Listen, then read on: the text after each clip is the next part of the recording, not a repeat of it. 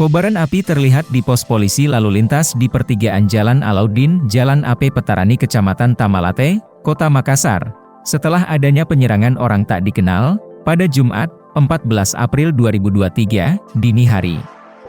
Dalam video yang diperoleh Fajar Co. ID, api tampak menyala dalam ruangan pos lantas.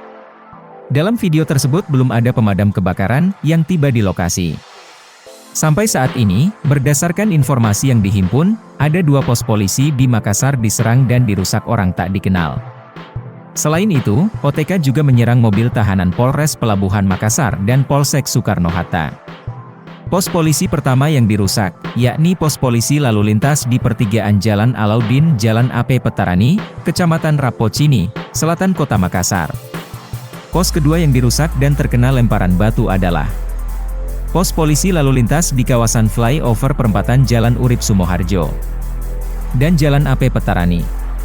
Pos polisi kedua ini hanya berjarak sekitar 3,8 km sebelah utara pos lantas pertama.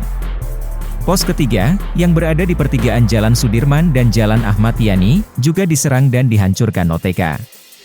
Bukan hanya pos polisi yang diserang, OTK juga dalam video yang diterima Fajar Co. ID, merusak musala yang ada di pos tersebut.